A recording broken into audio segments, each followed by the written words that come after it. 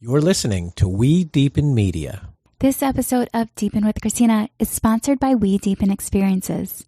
Have you heard the term biohacker? It's somebody who seeks to enhance their lives by optimizing their bodies. They do this in the areas of lifestyle, nutrition, supplementation, and even philosophy. Biohacking is a ginormous topic. It's something many people have devoted their entire lives to exploring. If any of this interests you, join us at Dave Asprey's 8th Annual Biohacking Conference from Thursday, September 15th to Saturday, September 17th in Beverly Hills, California. You get engaging keynotes, panels, breakout sessions, and hands-on demonstrations to help you better understand your own biology. This year, Sean, Derek, and I will be leading the UU Dating Experience on Friday night at the conference. We'll guide 200 participants who are currently single through a series of interactive activities designed to foster connection and accelerate closeness. Go to wedeepen.com to learn more and register for the 8th Annual Biohacking Conference. Use promo code WeDeepen for special pricing. The 8th Annual Biohacking Conference is now on wedeepen.com. I hope to see you there. That's what's back on the We Deepen calendar. Unleash-themed Life Reinvented is Friday, September 23rd through Sunday, September 25th. It's overnight together, so bring a tent, or there are glamping and deluxe ones available for you at checkout. Unleash is my most favorite experience. You hear me rave about it on this podcast. The founder, Yadi Iksa, is a favorite guest on the show. For a quick fix about why I rave about Unleash, just go see the videos and the photos at wedeepen.com. Unleash is a substance-free 3-day guided transformational dance journey designed to activate your fullest self-expression and creative power.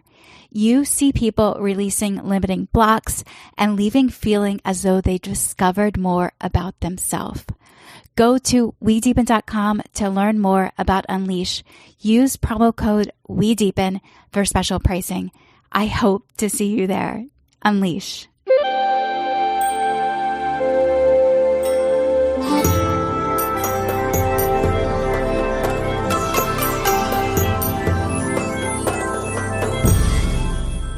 Hello, everybody, and welcome to another episode of Deepen with Christina. I'm your host, Christina Weber, founder of We Deepen and Feminine Weapon, and also a certified professional love coach for people who want to elevate their relationships and create transformational experiences. You can now book a private session with me at wedeepen.com/privates. If you're interested in self-discovery or matchmaking, I love to explore working with you. Check out the offering at wedeepen.com/privates. This podcast follows my entrepreneur journey with We Deepen and shines light on the human connection industry. In this episode, you meet Dr. Avrum Weiss. Dr. Weiss is a psychotherapist, an award-winning author, and a teacher. His decade-long work on understanding the internal lives of men culminated with his recently published bestseller, Hidden in Plain Sight: How Men's Fears of Women Shape Their Intimate Relationships. Dr. Weiss is a regular contributor to Psychology Today and offers workshops nationally about psychotherapy with men and helping men and women better understand each other.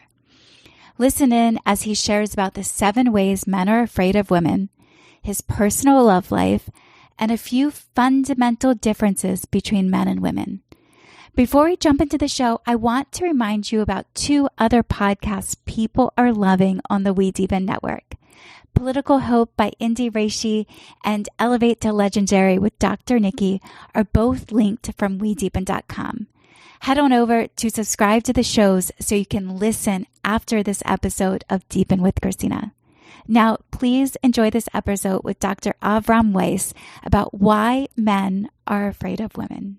So the issue we're talking about is actually addressed in the introduction of the book because I have had one of my dearest friends is one of the pioneers in the men treating men who are violent movement, domestic violence. So there's a big piece of the domestic violence movement, which is men helping men. right? Men helping men who have abused by women. And one of the founders of that movement is a dear friend of mine, and he and I have been having a conversation for many years. And basically, he said to me that I should not write this book, that it is irresponsible of me to write this book because it will be used to justify bad behavior of men. That people will take my book and say, "Oh, yeah, he hit her, but he was scared of her, so that justifies his behavior." So I have had many years of experience. And the problem is, one of the quotes in the book, which I love, Martin Luther King said, I may not have it exactly, but segregation scars the soul of the perpetrator as much as the victim. But King took a lot of grief for that, because when you start saying, so if you think systemically, then you understand that there's no such thing as a victim and persecutor. That the victim has to be damaged as much by the same system, in this case, the patriarchy, as the victim. So in other words, that men are as damaged. You can't create a system, which men have done.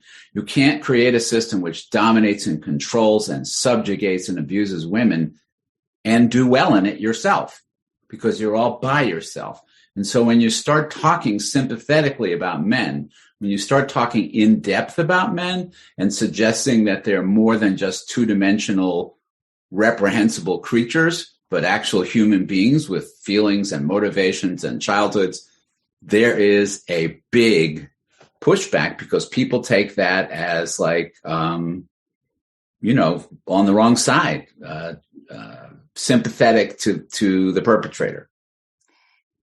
So in your book, Hidden in Plain Sight, the conclusion is, and your work concludes, that men are afraid of women.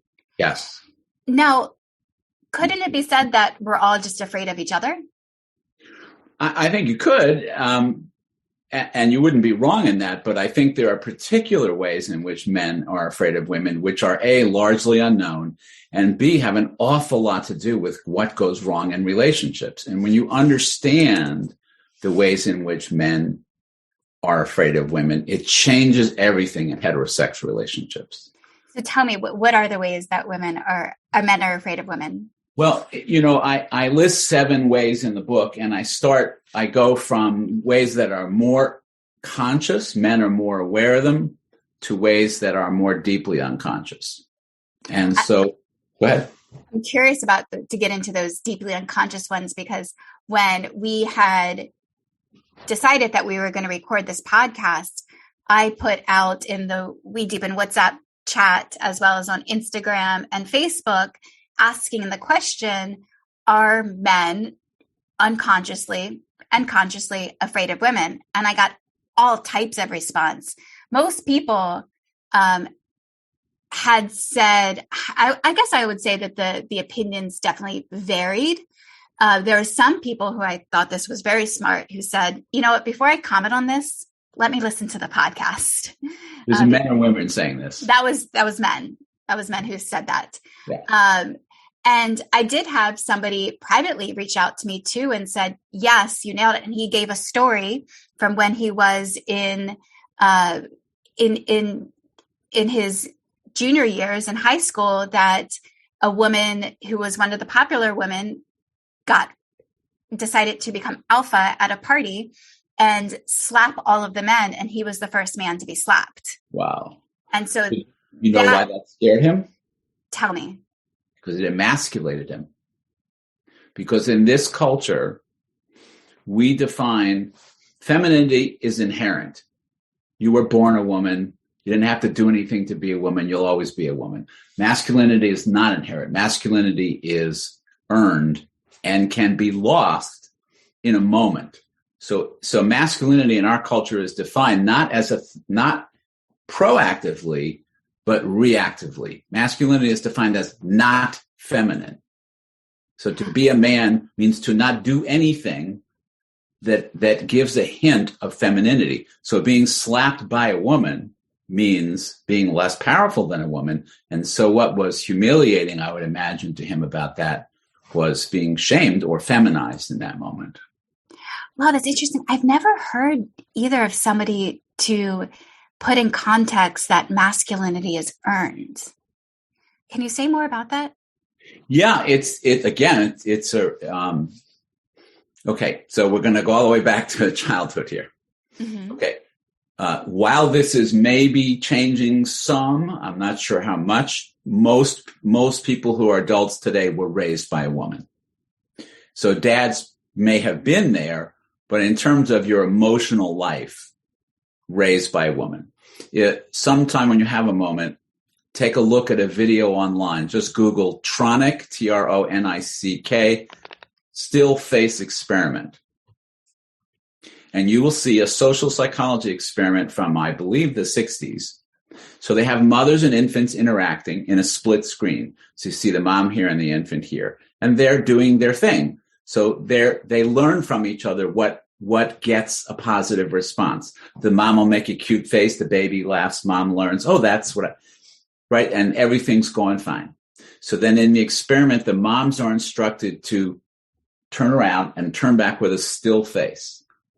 Not angry, not disapproving, not rejecting, just not responsive. And within 60 seconds, all of those babies are undone. Some of them lose bodily control. They are so bothered by what happens. So we grow up not only tremendously, hugely dependent on our mothers or whoever is taking care of us, approval, validation, responsiveness, and we learn what works and what doesn't. So if we do a cute thing and mom doesn't respond, we're like, oh, no, that's not a part of me I'm going to develop. But we come home and we say, Mom, I got an A on my geography test. Mom smiles approvingly. That's okay. That's good me. That's the part of me I'm going to develop. Now, if you're heterosexual, and we can talk about gay couples because it applies there too. But if you're heterosexual, if you're a woman, you don't marry your mother. You marry your father. So you have a whole host of issues related that you played out with your dad. If you're a man, you marry, and you're heterosexual, you marry a woman. And you have the same pattern. You recreate the same pattern with your life partner that you did with your mom, which is you are enormously dependent. And evidence for this, we know this, because of how conflict phobic men are.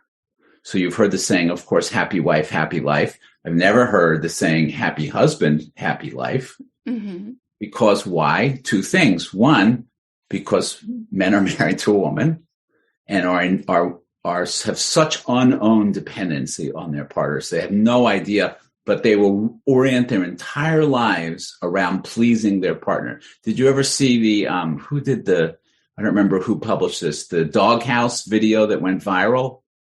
No. It's a guy who gives his wife a vacuum cleaner for her birthday. Uh-huh. She takes him outside to the doghouse where he goes into a shoot where he goes into hell with a group of men who are like, oh yeah, all the missteps they made that displeased their wives, and they're there in perpetuity until they work off having displeased. And it went viral. I'll have to look that one up. You know, what you're speaking to also, when we started this podcast and you had said the issue that we're speaking of, and I had shared that I had was once bullied for Feminine Weapon Day having a theme of For the Love of Men, which just happened to coincide or coexist with Me Too and Time's Up. And during this period of time, I was also out there ranting a theory that I have, that man's life purpose is to make women happy. Not that they want to be responsible for a woman's happiness, but I see the way that men light up when the women around them are happy. And yes, you're kind of speaking to that a little bit of men getting raised. And I do have one of my uncles is gay, and he has argued with me about that. You know, how's my life purpose to make women happy? And I'm like, okay, I get it. You're gay. However, I do see the way that you treated grandma and the way that you would operate to do anything that would make her happy. Yes. So there's where men's fears of women come from, because men are socialized to believe that their value in the world, it equals their ability to provide for and protect women and children. So what that means is anytime you're upset, even if it's not with me, I'm failing in my job as a man. Mm-hmm. And so I have to be responsible not only for making sure I don't misstep with you, I have to be responsible to make sure you're happy. I had a guy tell me once that when he came home from work, he could tell if his wife was in a good mood before he saw her. When he walked through the door, he insisted that he could feel whether or not his wife was upset with him just in the air. And he absolutely believed that. And you have no idea how much of men's consciousness is devoted to watching you, just like in the still face experiment, to make sure that you're okay, because we're not okay. The original title for the book was, but it was a little too pop psyche, was I'm okay if we're okay. I'm okay if we're okay. Yeah. Yeah. It's true. So tell me, how did you get into this work? It's a great question, and I love that question. It's ridiculously simple. So I was very, very lucky in my master's program. I went someplace and I learned a particular kind of qualitative research. And we would sit for hours. We would interview someone like you're interviewing me. And then we would write a verbatim transcript. And you might spend an hour on one paragraph of one person speaking. And so you just went through it at such a level of depth. And that was, I don't know how many years ago, a long time ago. And it really stayed with me. So I don't think men said anything in my office that they didn't say in a lot of other therapists' office. I just heard it. And as I heard it, it's not a thing that you say lightly to a man. Hey, it sounds like you're afraid of your wife. You wouldn't want to stand within 6 feet and say that. But I started checking it out. I started saying to guys, it kind of sounds like you're afraid of her. And this response was 100% always the same. The first thing you get is he bows up, defensive. What do you mean I'm afraid of my wife? And then I tell you, within less than a minute, every straight man I've ever talked to has been like, well, that would explain a lot. And then the layers start peeling away and you get to a level of understanding of why things go the way they do that's completely different. It changes everything in how you understand straight relationships. And how did this affect you personally? Well, I think it had an awful lot. I was divorced 10 years ago, and I think this had everything to do. I think I had a wonderful marriage for a long time, and then things changed and it wasn't so wonderful. And I really never found a way of saying to my then wife, here's what I'm upset about. Here's what I'm unhappy with. And so it just went on and on and on to the point where it really wasn't recoverable. So I think it had everything to do with, I am remarried, I'm happy to say. And the story I keep telling people is, if my wife says to me, that shirt doesn't look good on you, change it, I'll say, well, actually, you are not the authority on whether or not this shirt looks good. I obviously picked this shirt because I like it. But if you like me better in the other shirt, of course I'll wear the other shirt. I like looking attractive for you, but I'm so focused on not acting out of fear, but having a more open, equal dialogue. So you mentioned that you have a workshop that you have begun facilitating around supporting men and women better understanding each other. Yeah. Can you speak to a little bit, maybe what happens in the workshop, and even to what strategies that somebody listening could take from the workshop now? It's not a workshop for the faint-hearted. So I'll tell you first what we do, and then I'll tell you what happens.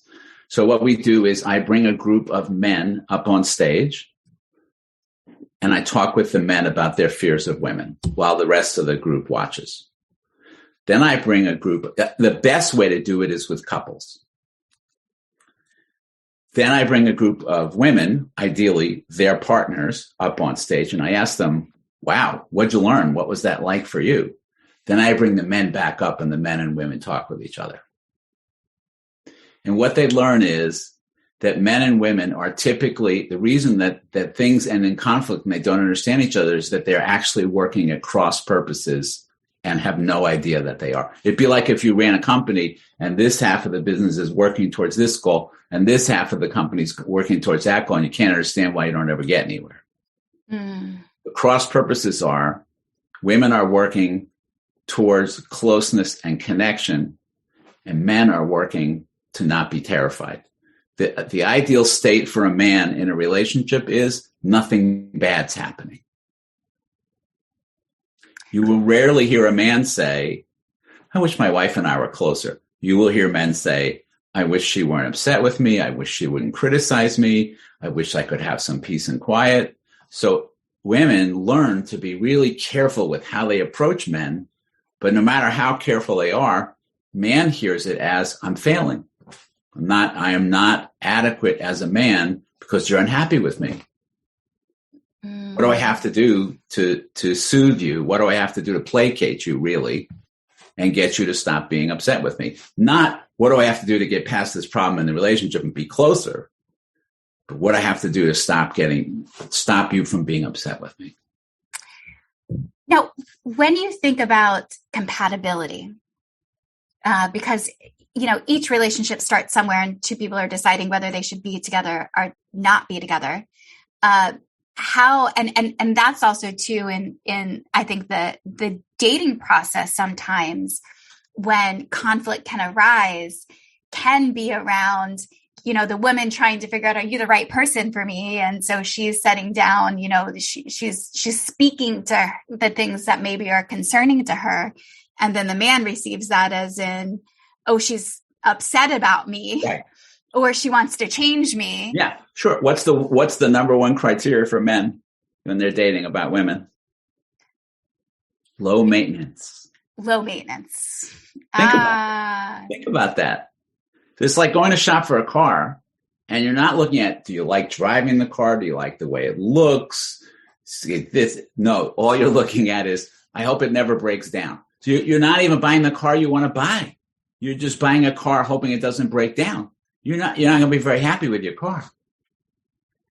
So low maintenance, when you say low maintenance, it's essentially a woman, what I kind of think about, I was, I'm in a new relationship, and, we are in that phase of like, we're continuing to decide, do we take step forward? Do we keep progressing? Do we move in with each other? Like how much do we do together? And in that, oh, you just said something. I hope my mind doesn't blank inside of it. It'll come back to you.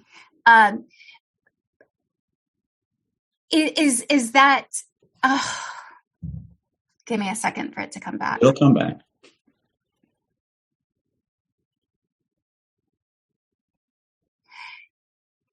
So in those moments of me trying to assess our level of compatibility. Yes. What are some things that should be considered? That's a great question, and I have an incredibly simple answer for you. I will say, first of all, that the thing that people use as criteria to make those decisions never cease to amaze me at how irrelevant they are. People say to me all the time the craziest stuff. Well, actually, my roommate in graduate school evaluated women for compatibility based on how attractive their forearms. I wonder if he's listening now. I never heard such a crazy thing in my life. He had a thing about forearms. But people say things like what they do is they don't mean compatibility, they mean similarity. So they'll say, oh, well, I like theater and he doesn't like theater, or I like the mountains and she likes the beach. And I think that's hilarious because I'm sitting and looking at people who have about the biggest difference there is in human beings, which is gender. And then they're worried about these minute differences. Like, obviously differences are not an impediment to relationships, or there wouldn't be heterosexual relationships we'd all be in same sex. If being happily partnered meant having someone like me, I'd be with a man. Because it's easy to find men who are like me. I'm not going to find a lot of women who are like me. So it's not that. Yeah. I see. I have a few girlfriends who they'll go back and forth. They'll date men and women, right? And I see some of them, particularly like underneath of it, they really want that attraction to men. They really want to be with a man, and they enjoy women because women, right? They want the emotional connection with a man to be like what they have with women. Yes. Right. And it's different. And sometimes I'm very aware of society in, now having multiple genders, of how we also don't lose the education that we can actually invest into more understand each other. I've looked into, I really appreciate now having discovered your work, because it's also, I geeked out on Dr. John Gray, Men Are From Mars, Women Are From Venus. Alison Armstrong does a lot of work on the difference of men and women. What would you say, do you find are some of the fundamental differences of man and woman? I'm happy to answer that. Let me answer your question before that, because it's an important question. The simplest thing to pay attention to know whether a relationship is working is how you feel. Where people go wrong is they keep looking at characteristics of the other person. It doesn't matter. So if you think about couples, they're all misfit. For example, I bet you can't think of a couple where they're both extroverts or they're both introverts. Extroverts partner with introverts. So the only thing to pay attention to is how you feel. So without getting too geeky on the theory, what happens in any intimate relationship is it's not just that you emphasize the parts of you in a certain relationship. You actually become a particular person. So I am a different person talking with you now than I will be an hour from now, because you bring out some part of me that is unique. That part of me is what I should be evaluating. How do I feel about me when I'm with you? Do you bring out the me that I want to be? You saw me jumping in my chair as you were speaking that. And the reason is because it brought me back to when I did have that brain fart moments ago. Yeah. And I was, as I'm assessing this new relationship, I kind of came to that realization where looking at compatibility for me was around, can I make myself happy in relationship with you? Well, I want to say it a little differently to you, because it's not just you, because you will access parts of yourself in an intimate relationship that you cannot by yourself, which is why we put up with all the heartaches and pain in the ass of relationships, because we become more, become more of the person that we potentially are. And that can't happen alone. I love that. I also love that you had said, you're a different person in this conversation with me than hours later when you have another conversation with something else. I've also heard that our voices change when we're talking, depending on who we're talking to. So this bothers some people to say it, but I love you really means I love the me I am when I'm with you. People say, oh, it's narcissistic. It's not. It's what really happens. And so people get misdirected looking at how many times does he call me and does he have it doesn't matter. It's all about you being happy with you when you're with somebody. It's the same way you would evaluate a friendship. If you feel bad about yourself every time you see somebody, you just don't see him anymore. Yeah. If that person makes you feel good, you want to see them more often. And, the other thing I say to couples frequently is people who are dating particularly, like, what do you think couples spend most of their time doing? And of course, people want to say sex or having deep conversations. No, they don't. They spend most of their time doing nothing. Just hanging out and being together. Like people spend most of their life doing nothing. And so that's what's really going to determine how the relationship goes, is how you like just hanging out, how you like being together. Yeah. Esther Perel, and I spoke about this in the last episode of the show, is she says, there's three, like for a long-term relationship to stay attracted to your partner, there's generally three ingredients. You need to have a little bit of distance between you, so you have the opportunity to miss the other. When you see your partner do something that you didn't know that they had the ability to do, so you actually see growth in your partner. And then third, it's when you do something together that is that you feel as though you have a sense of accomplishment as a unit. Absolutely. Every time I have a significant accomplishment in my life, I thank my wife.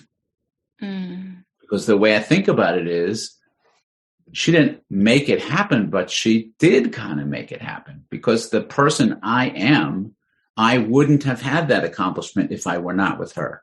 It's brought out the me that had that accomplishment. I love that you say that. And two is, oftentimes being an entrepreneur, I have gone to, conferences and panelist programs, and they will be speaking to the entrepreneur, and he will be highlighting all of his accomplishments and successes and how the company has built X, Y, and Z.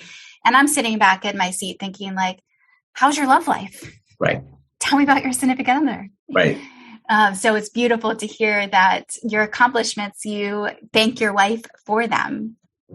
It's absolutely true. I'm not trying to stop her from being upset with me. I know it's true. I know, because I've been divorced and I'm remarried. I know, I could feel the ceiling, and I'm not being critical of my ex-wife in saying this. I'm not blaming her, but I could feel the ceiling on me. And, my wife reads my work. My wife thinks my work is important and meaningful and should be out there in the world. And if she didn't believe that, I wouldn't be able to do it.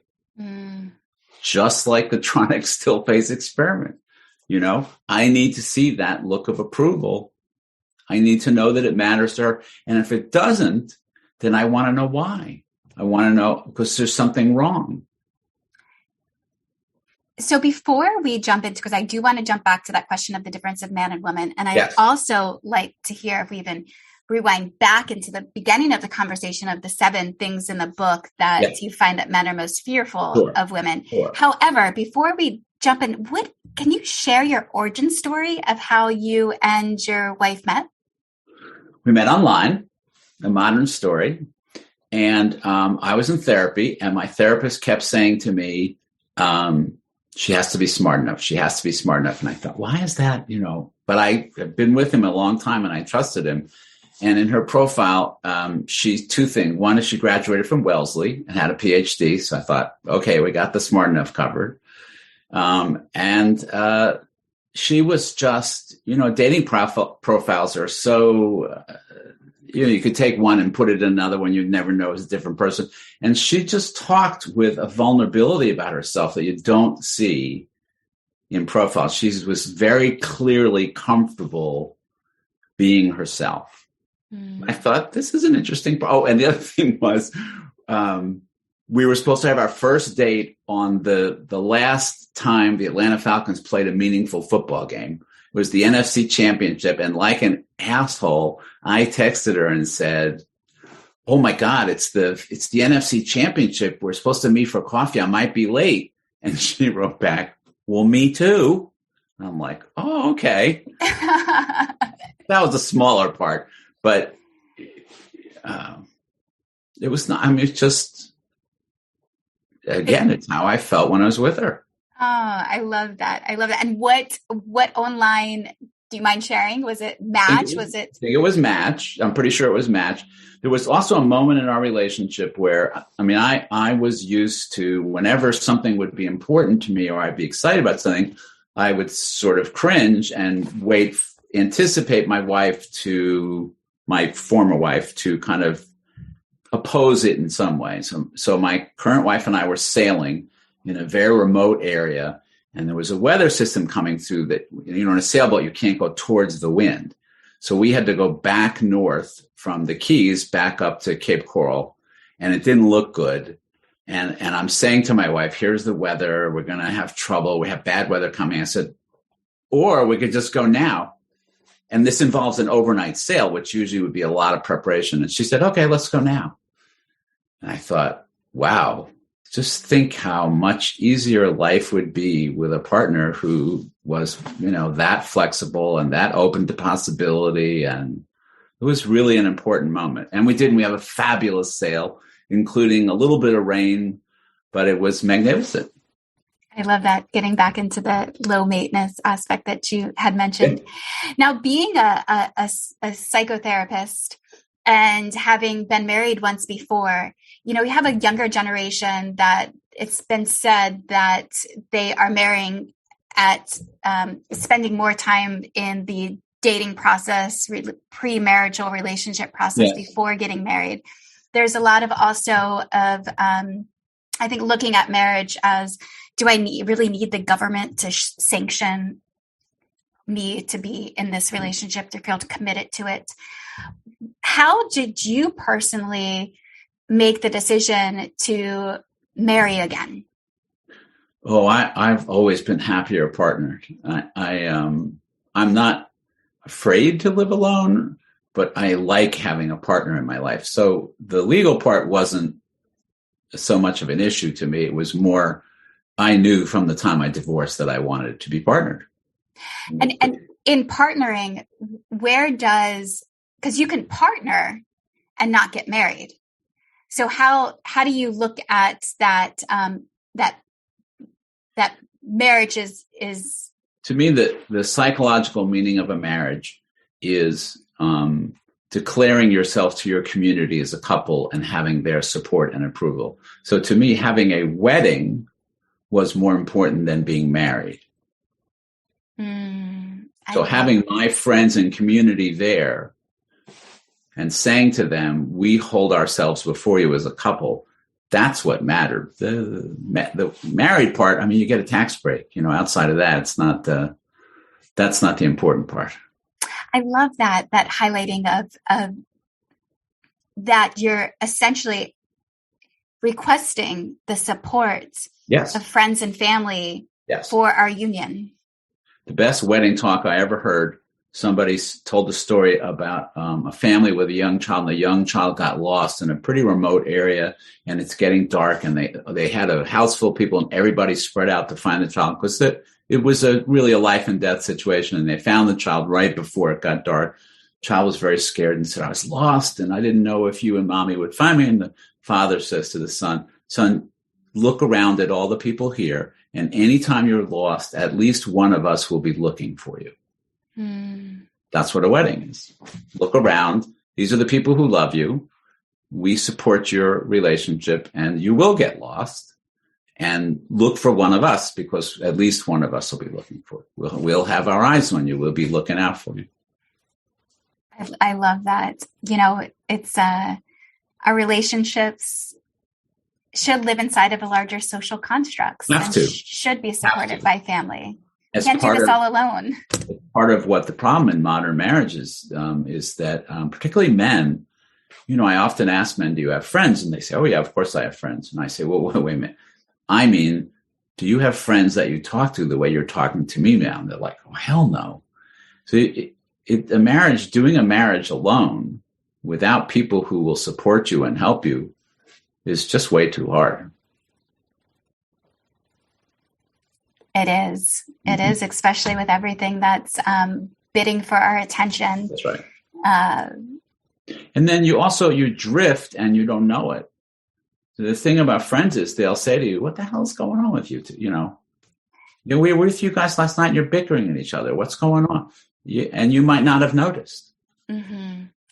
And while more people are going into therapy and willing to do therapy, it's still stigmatized. And it's oftentimes most couples end up in therapy when something's gone wrong. And so they don't necessarily have the guidance, especially when they're not in community that's supporting their relationship. That's one of the reasons why We Deepen exists, is to have, a variety of experiences that, Yep. we pride ourselves on having self-care practices, but it's also really important to create we care practices. Absolutely. And yet, you say that to couples and they look at you like it's clearly a new idea. I mean, even just, it's amazing to me, just simple things like I'll say to a couple, do you have dinner together? And how often the answer is no, or no, but we're on our screens. And the resistance that I get just saying to people, how about every day this week you have dinner together and don't have your screens on? And they don't want to do it. Well, and two, there's also some, facilitation that is supportive of that experience. When two people may not have been having dinner together, then you ask them to have dinner together, and there's a little bit like, well, we don't know how. Exactly. But how are you going to learn if you don't try it? I mean, it's like, I think you'll come up with something to talk about. Yeah. I mean, that was sort of part of the part of why so many more divorces happened during COVID, is people got thrown in together. They had all these buffers. I would joke with my wife, we'd have breakfast together and I'd see her at lunch and I'd say, so how's your life been since breakfast? It's like not a lot has happened, and we're together a lot more. And that didn't go so well for a lot of couples. And it's also too of being okay in silence, like have dinner together and you can be in silence. Yep. You don't even have to. Just being together. Again, what most couples do more than anything else. First of all, the single thing they do most is sleep together. The single thing they do most is sleep together. Yeah. If you think about it, in any relationship, what do you spend the most time doing together? Sleeping. Yeah. Yeah, true. No talk. If you sleep in the same bed, I do know some couples who sleep in separate beds. Yeah. Right. For most couples. So let's go back to this. What are some of the things that you see are differences in man and women? Sure. Well, let me answer your question specifically about relationships, because otherwise we would go for hours. So in relationships, and the person who really brought this to our attention is Carol Gilligan, who wrote a really important book called In a Different Voice. Gilligan pointed out that boys and girls start playing together in mixed groups. And then at some point, seems to be right around kindergarten, first grade, the girls start playing with the girls and the boys start playing with the boys. And the girls in their friend groups are practicing relationships. They play house, they play doctor, they play school. They're practicing and they have friendships with each other. So they're working on, within, it's not conscious, but they're working on learning how to be in a relationship. That's not what we're doing. We're learning we're learning about power and status and competition. The boys go off and play sports and other things in which we compete and aggress with each other. Okay. So then when we come back together and we want to date, we don't know what you're talking about. You've already figured it out and you know what we need to be doing, but you could be speaking Chinese and we would understand you better. So at that point, there are two kinds of relationships. Smart men listen and they say, oh, well, if I want a loving relationship, I'm going to have to learn a lot from her and I'm going to have to be humble and be willing to learn because I can see that she knows a lot more about relationships. She's willing to teach me and I could learn a lot and be with this wonderful person. Men who are less secure hear that as criticism and put up the walls and say, you're not the boss of me. You can't tell me what to do. And then it goes from there. So the coming together requires some humility. Now, here have men been off learning how to dominate the world, and then you come into an intimate relationship, and if you insist on being in charge, you will be very lonely your entire life. If the woman insists on being in charge, or if the man tries to compete for dominance and doesn't surrender to learning about intimacy, then it won't go well. And so what can a woman learn from the relationship with a man? What a woman can learn. So an interesting question I've been asking women lately, and I'll ask you. What did you learn from your mother about men? What did your mother teach you about men? she taught me to stick with them, even when it's rough. She stayed. She also taught me to tolerate. I could tell right where you're going. Not so pleasant behavior. To tolerate it. Most women answer just in the way you did. They learn from their mothers not to think much of men and to tolerate them and to put up with them and to suffer silently. But it's shocking to me. I'm learning how condescending most women's mothers were about men. And so what women have to learn is to drop the condescension and drop the criticism and try to understand men for who they are, not treat men as deficient women, but to treat them as men. So the workshop that we were just talking about, so I did one of these where we had a 2-day workshop, and then 4 months later, the same group got back together and did 2 more days. And in those 4 months, it was the women who had made the most profound changes in their lives because they had been seeing their partners, their male partners, as controlling, domineering, difficult, withdrawing. And when they understood the fear behind it, they connected with a sense of compassion for their partners that had been lost. And then when the men understood that their partners were no longer being so critical and judgmental, but were being more understanding, of course, then they started to open up more, which is what the women wanted to begin with. So women can learn how to get, it's not a door that's going to open when you bang on it. It's a door it's going to open if you ask nicely. You don't coax a frightened child out of their hiding place by yelling at them. What I hear that you're speaking to is the power of the feminine. That there's much more power to it that has been worldly recognized. Yes. And because it happens in private, because women's power is in private. So basically we agreed, we sort of made a deal. We'll run the world and you run the personal lives. How do you think that deal is doing for us? Is that still the same deal that we should be making? No, it's a terrible deal because it means we're each only half a person.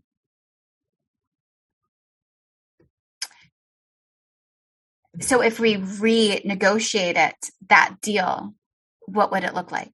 Well, we'd have fewer wars and fewer mass shootings. If women were equally in charge of running the world, we'd have fewer violence and aggression and abuse. And men would stop being scared of women if there's an old feminist book called The Mermaid and the Minotaur. And she makes an incredibly radical suggestion, which I think is 100% spot on. She says the only way the patriarchy is ever going to change is if men are equally involved in raising babies. And if men were equal parents, emotionally equally involved, there'd be no more patriarchy. That kind of goes into a lot of the theories that I've heard around dads not being present for the children. And nothing more important. One of the most hopeful moments I had. So I had my kids back on sort of just the cusp of things changing for men. Like there was a joke when my kids were little. There was a joke. What do you call a man in a park on a Saturday with his kids? Divorced. Because men didn't go to the park with their kids unless they were divorced. And I've seen too is one of the pros of divorce has always been around that. Absolutely.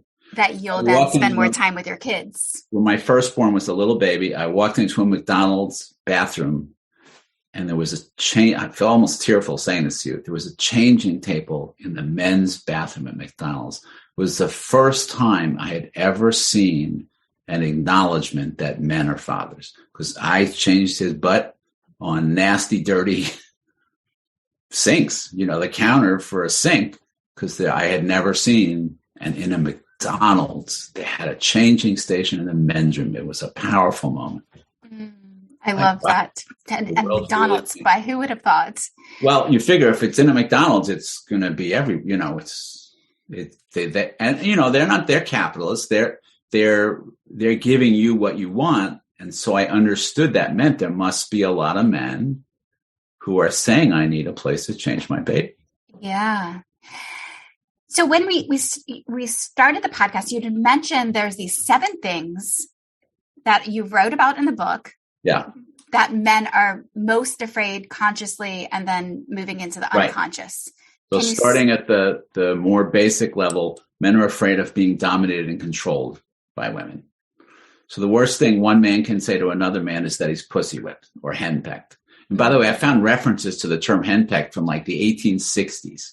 So this has been a fear that's been around forever, because when a man says you're dominated and controlled by a woman, then you're not a man. You're feminized. You're controlled by a woman. You're emasculated. Yep. The next one is the fear of being entrapped by women. So there's all this stuff about women trapping men in marriage, with the idea being that marriage is something that women want and men don't. That marriage works better for men.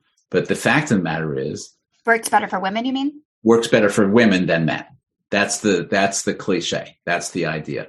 But all the data says single women are happier, wealthier, and happier than married women. And married men are happier, wealthier, and healthier than single men. So it's clear that marriage works better for men. And we're in denial of that with all this stuff about being worried. How can somebody trap you in saying that works better for you? And when people divorce, who gets married? Who gets remarried first? Men. Overwhelmingly. So who's more interested in being married? If men are running back in to be married right away, obviously they have a strong need. The other one we talked about a little while ago is the failure to protect and provide women. Since men are evaluated, their worth as a man is based on how well they protect their family. If their family is unhappy in any way, then that's an indication of their failure. An interesting one that I think a lot of people will relate to, but maybe not quite understand, is men are afraid of women's emotions. Because we are, in this culture, we think about emotions as being feminine. And emotions are contagious. When one person is having a strong feeling, it's hard not to feel something in response. So if you're a man in a relationship with a woman and she's openly expressing feelings, men get afraid of it because they start to feel more themselves, and they're taught that that's not masculine. So men typically in arguments say things like, you need to be logical, you need to be rational, speak like it, because they're trying to keep the emotional level down to what they're comfortable with. Fascinating. And also too, in the emotions, them not understanding them, I have to think of, for me, I'm in my early 40s, and only in my 30s had I begun to understand my own menstrual cycle. Right. And how my emotions or my hormones are affecting my energetics and levels. And if men were given that education of the average 28-day cycle, then how much more they can relate. And even so is, I just traveled with my significant other, and during some of my hormonal cycles, there was a time where we were experiencing what some may perceive as conflict, but it was almost just differences of opinion. Right. And I had expressed tears. Right. And he was like, don't cry. Just don't cry. And I'm like, exactly. I'm thinking like, you have to be okay with accepting my emotions. Like, all feelings are welcome. No internal process is condemned in this relationship. Like, you have to be able to hold my emotions. Right. And what do men say amongst each other when a woman is upset? Oh, she's on the rag. So men are afraid of what you're talking about because they don't understand it. So it's like all of a sudden you started speaking Chinese. I don't know the language. I don't understand why you're upset. But really what I'm afraid of, it's my fault. It must be something I did. So how do you coach men to be able to hold a woman's emotions? I think the single most effective way to help men to expand their emotional capacity came as a great surprise to me, and that is men talking with each other. So I started my first men's therapy group about 10 years ago, and I literally remember the night I was standing in the kitchen getting ready to go into the first meeting of the group, and I thought, Avrum, this is the worst idea you've ever had as a therapist. This is going to be a nightmare. They're going to talk sports. They're going to talk politics. They're going to be so superficial. It'll be like pulling teeth. 180 degree the opposite.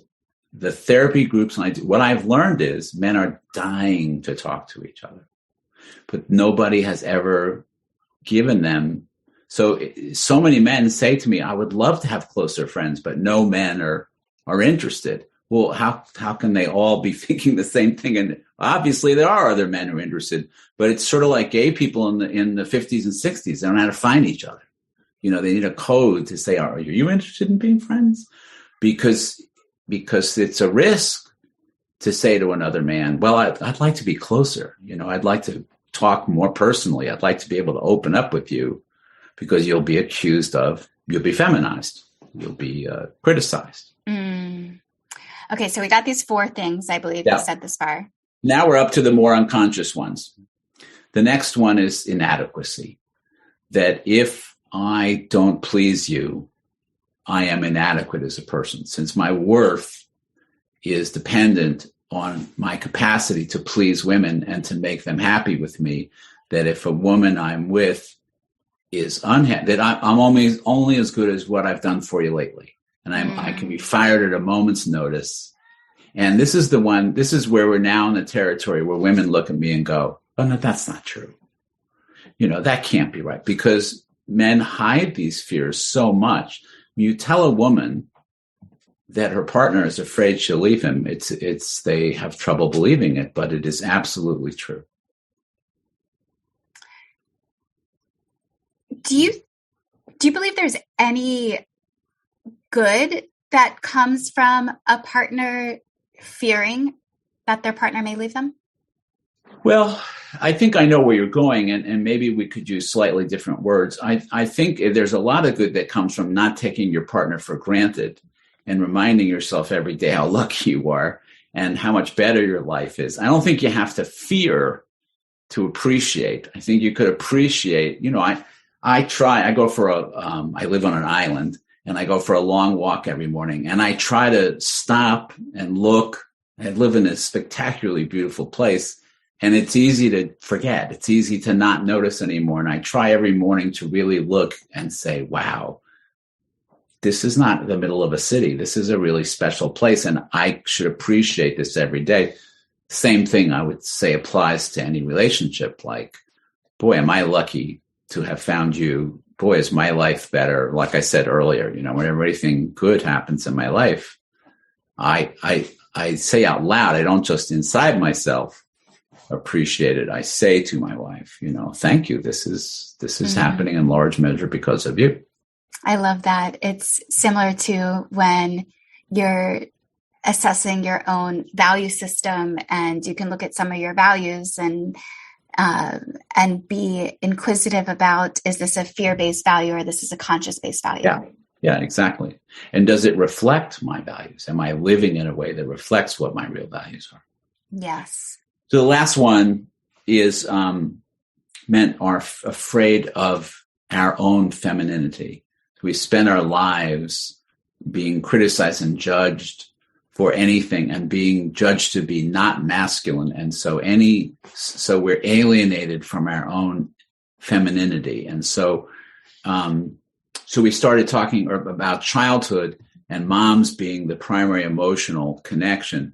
So then dads typically get more involved in kids' life around, school, when they start going to school.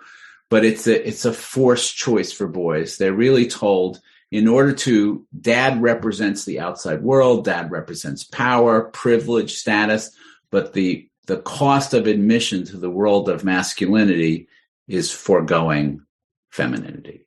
So there's a lovely story about a coming of age ritual in a culture, most of these rituals are the same. They come in the middle of the night. So often in a lot of cultures, pre-industrial cultures, boys live with the women until a certain age. So the boys are sleeping with their mom or sleeping in a hut with, lots of women. The men come in the middle of the night all dressed up and scary, and they symbolically kidnap the boy. They take him out into the woods or the jungle or wherever, and they often beat the crap out of him for days and scare him to death. And that's how he is initiated into manhood. So in this particular culture, the boy comes back from this terrifying experience, and the mom goes to the edge of the village to meet him. And what the boy is instructed to do is to slap his mother and then go into the woman's hut and get his stuff and move into the men's hut. So my question is, why the slap? Why wouldn't he just go into the woman's hut, get his stuff, and move into the men's hut? What purpose, what psychological meaning does slapping his mother add? And what's the answer to that? Well, imagine yourself a little boy, and you've just been terrified and beaten for days, and you see your mommy for the first time. So you're dominating. So it's just to show. You're showing the other men that you are no longer a mama's boy.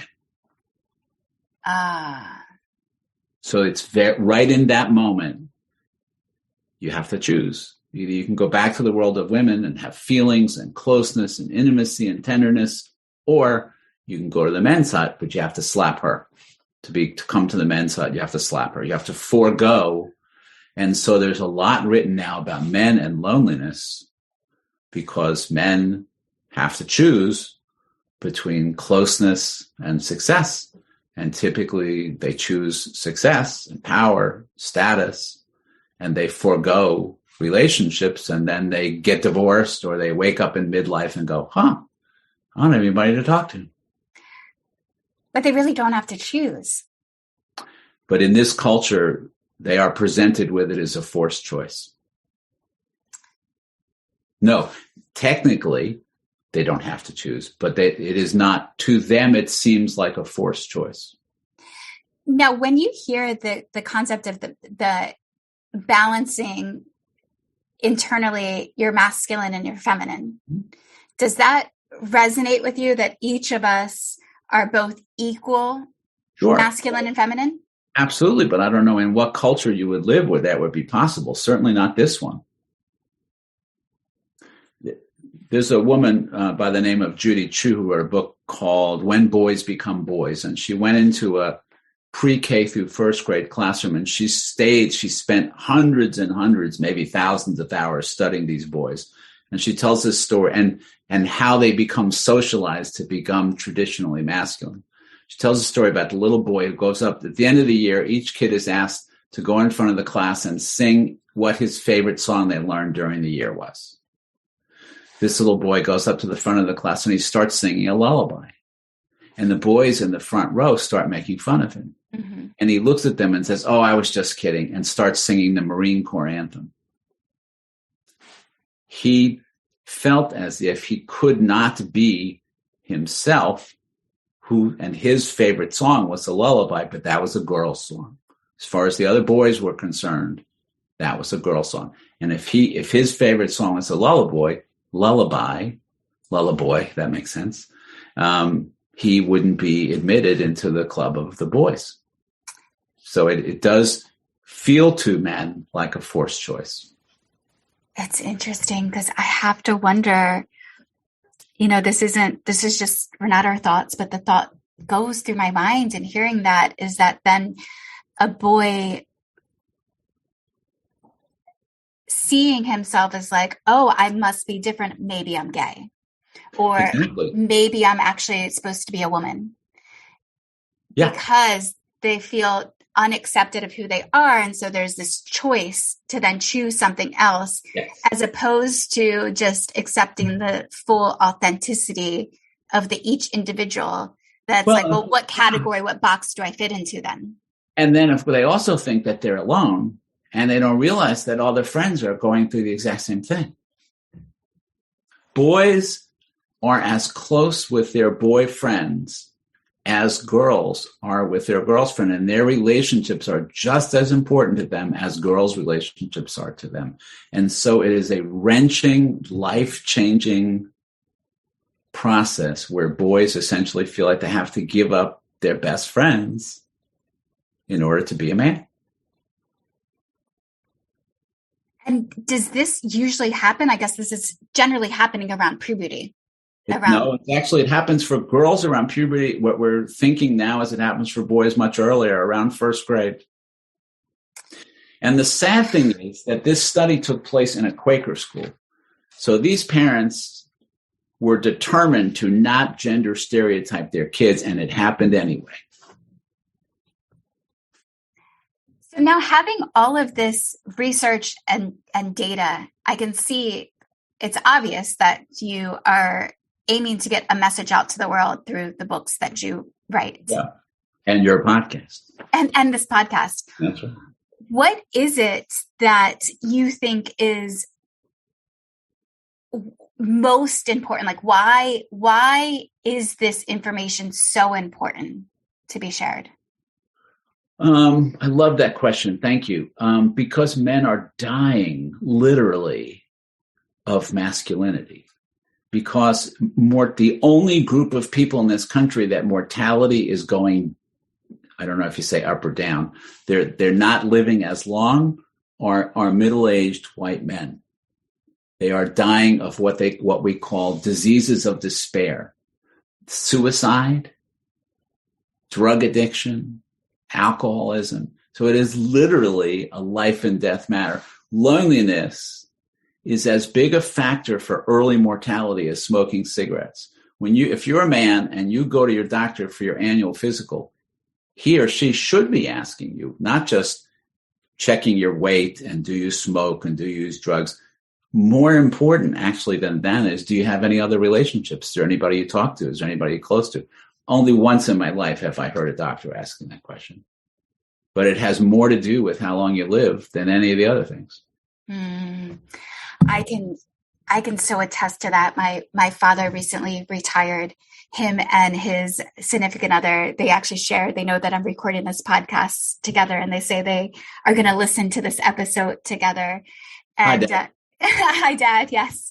And I can see one of the things with my dad retiring, he was single, and I had, wanted, like I've been spending a lot of time with my father through his retirement. Him and I went for 30 days and lived in an RV together. Oh, wow.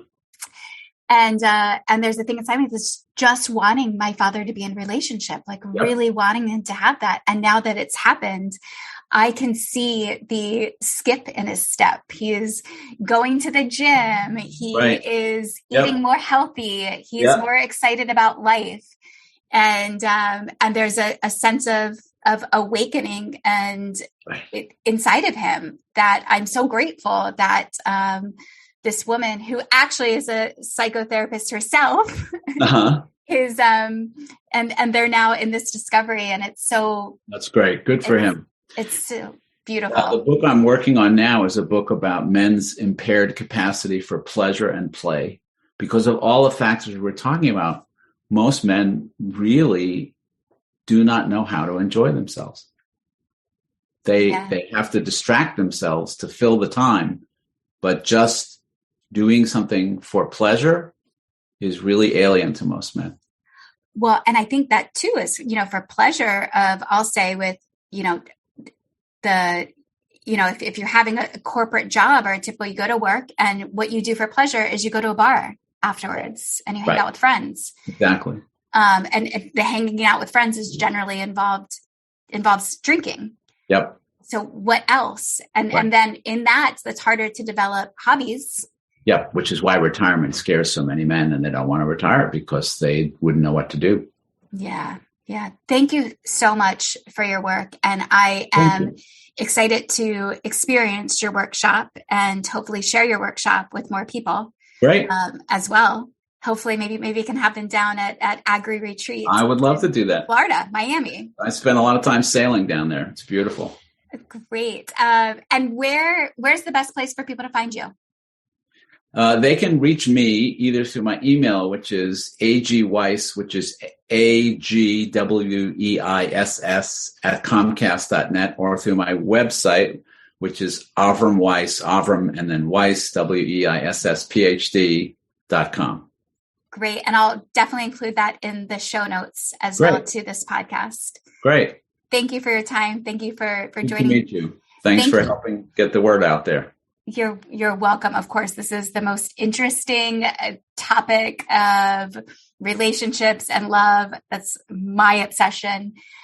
So thank you for being part of what I like to call the human connection industry. Absolutely. My pleasure. That's bringing it all together. And thank you, everybody, for tuning in to another episode of Deep In with Christina. If you enjoyed this episode, please share it with a friend. Subscribe, follow, leave a comment, help other people find this website, also this podcast, and also go to the website, go to wedeepen.com, check out the calendar, see the experiences.